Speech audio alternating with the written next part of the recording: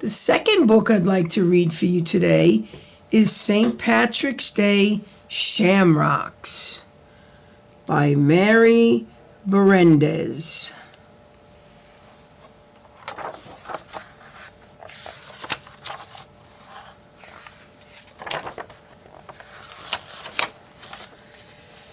Everywhere you look on St. Patrick's Day, there are green decorations.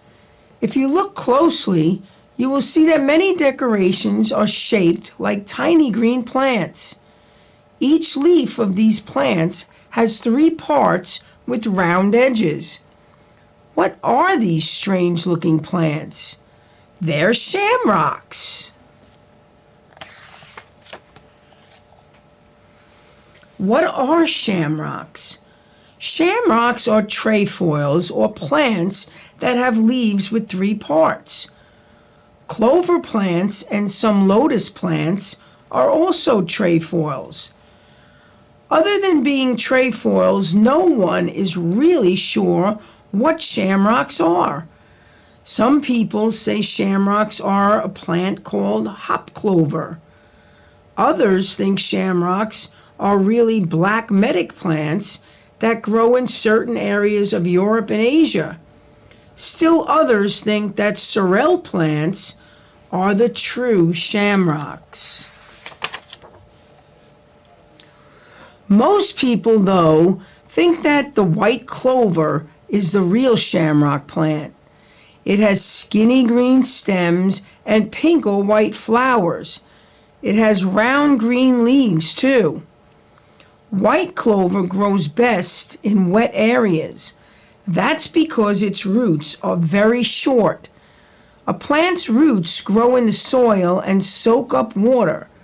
Since clover roots don't grow very deep, clover can only grow in areas where the water stays near the surface. Why are shamrocks green? Like most plants, shamrocks are green. They get their color from something called chlorophyll. Chlorophyll is a green coloring found in almost every part of a plant. It is important because it lets plants soak up energy from the sun. The dark spots inside these plant cells show areas with chlorophyll. If plants couldn't soak up sunshine, they would die. This is because they need sunshine to make food. The process green plants use to make food is called photosynthesis. In photosynthesis, energy from the sun is mixed with air and water to make food for the plant. Without the green chlorophyll to soak up the sunshine, most of the plants on Earth would starve. These white clover plants are gathering energy from the sunshine. What is St. Patrick's Day? St. Patrick's Day happens every year on March 17th. On that day, people celebrate Ireland, Irish people, and a man called St. Patrick. St. Patrick lived in Ireland more than 1,500 years ago. On St. Patrick's Day, people wear green clothes to remember the green grasses and fields of Ireland. Some cities hold parades and have parties with lots of Irish music. Some people cook foods that come from Ireland too. Most of all, green shamrocks can be seen everywhere. This mother and son are watching a St. Patrick's Day parade.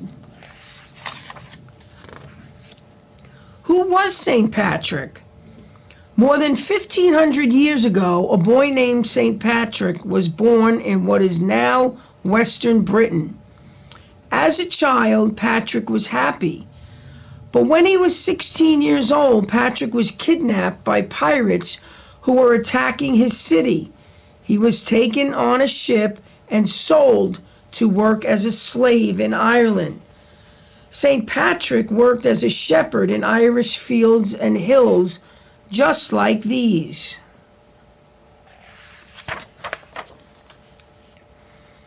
Patrick was a slave for 6 years. He was very unhappy and missed his family in Britain. To keep his spirits up, Patrick started to think about God. He prayed that one day God would help get him free. Then, one night, Patrick had a dream. In his dream, God told Patrick that there was a ship that would take him home. He quickly awoke and escaped that very night. After walking for a few days, Patrick found a ship that was sailing to Britain.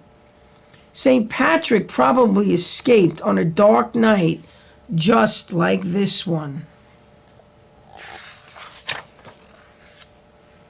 After many weeks, Patrick at last came home. His parents were overjoyed and told him never to leave again. But soon Patrick had another dream. In this dream, he felt God told him that the people of Ireland needed his help. They needed someone to teach them and pray with them. Patrick knew what he had to do. He went to a monastery, a place where he could study and learn more about God. Then he sailed back to Ireland. This is a very old drawing showing St. Patrick after his return to Ireland.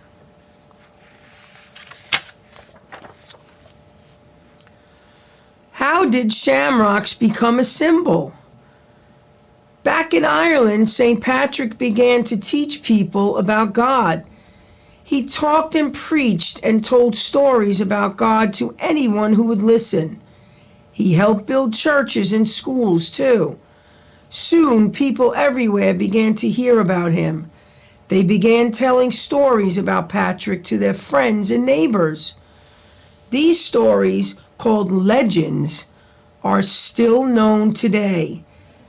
This painting shows Patrick praying to God.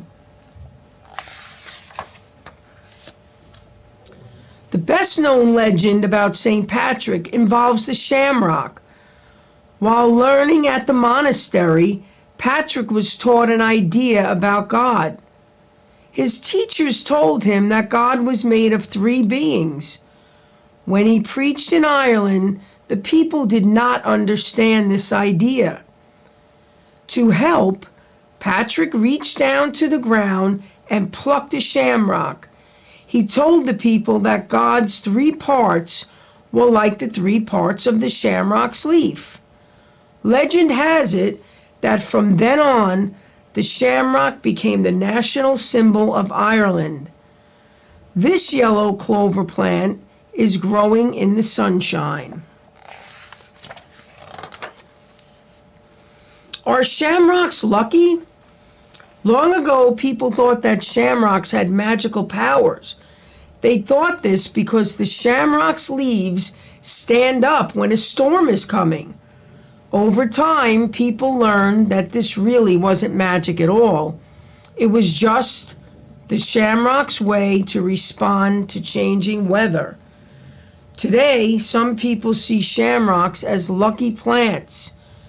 People feel that shamrocks, just like lucky pennies found on the street, can keep them happy and healthy. This white clover plant is growing in a quiet forest in Ireland. Today, the shamrock is a symbol of Ireland. The green color of the shamrock reminds people of the beautiful green fields of Ireland. It also reminds people with Irish relatives of the place from which their family members came. Even if you don't believe in the legend of the first shamrock, they are still fun to decorate with on St. Patrick's Day. These redwood sorrel plants are growing in a California forest.